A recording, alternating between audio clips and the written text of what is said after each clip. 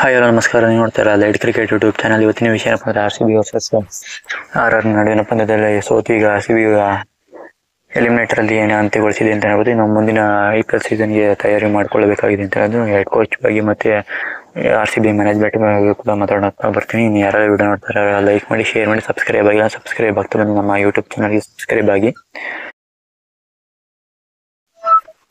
RCB ಕಡೆ retain ಆಗುವಂಥ ಪ್ಲೇಯರ್ಸ್ಗಳಲ್ಲಿ ಇಷ್ಟು ನಿಮ್ಗೆಲ್ಲ ತಿಳಿಸ್ಕೊಡ್ತಾ ಬರ್ತೀನಿ. ಮತ್ತೆ ಇವ್ರು RCB ರಿಟೈನ್ ಮಾಡ್ಕೊಂಡ್ರೆ ಮುಂದೆ ಫ್ಯೂಚರ್ ಕೂಡ ಚೆನ್ನಾಗಿರುತ್ತೆ. ಮತ್ತೆ ಇವ್ರಿಗೂ ಕೂಡ ಡಿಸರ್ವ್ ಅಂತಾನೆ ಹೇಳ್ಬೋದು.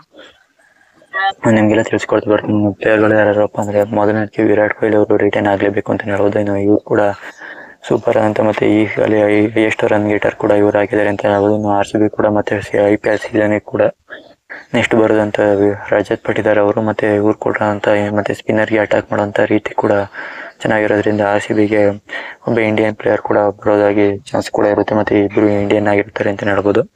ಇನ್ನು ನೆಕ್ಸ್ಟ್ ಬರೋದು ವಿಲ್ ಜಾಕ್ ಅವರು ಫಾರಿನ್ ಆಟಗಾರರಿಂದ ಬಂದ್ರು ಕೂಡ ಇವರು ಕೊಡುವಂತ ಇಂಟೆಂಟ್ ಮತ್ತೆ ಇವ್ರು ಕೊಡುವಂತ ಭರವಸೆ ಕೂಡ RCBಗೆ ಮುಖ್ಯವಾಗಿರುತ್ತೆ ಅಂತ ಹೇಳ್ಬೋದು. ಇನ್ನು ನೆಕ್ಸ್ಟ್ ಬರುವಂಥದ್ದು ಕ್ಯಾಮರನ್ ಗ್ರೀನ್ ಅವರು ಕೂಡ ಯಂಗ್ ಆಗಿರ್ತಾರೆ. ಮತ್ತೆ ಈ 3 ಜನ ಆಟಗಾರರು ಕೂಡ ಮತ್ತೆ ರಜತ್ ಪಟಿದಾರ್, ವಿಲ್ ಜಾಕ್ ಮತ್ತೆ ಕ್ಯಾಮರನ್ ಗ್ರೀನ್ ಕೂಡ ಯಂಗ್ ಪ್ಲೇಯರ್ಸ್ ಗಳಾದ್ರಿಂದ ಇವ್ರ ಫ್ಯೂಚರ್ ಅಂತಾನೆ ಹೇಳ್ಬೋದು. RCB ಯಾವ ತರ ರಿಯಾಕ್ಟ್ ಮಾಡುತ್ತೆ ಇನ್ನು ಫ್ಯೂಚರ್ ಅಲ್ಲಿ ಅಂತ ಇವ್ರು ನೋಡಿದ್ರೆ ಗೊತ್ತಾಗುತ್ತೆ.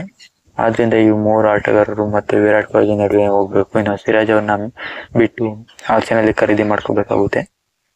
ಮತ್ತೆ ಇನ್ನು ನೆಕ್ಸ್ಟ್ ನೋಡೋದಾದ್ರೆ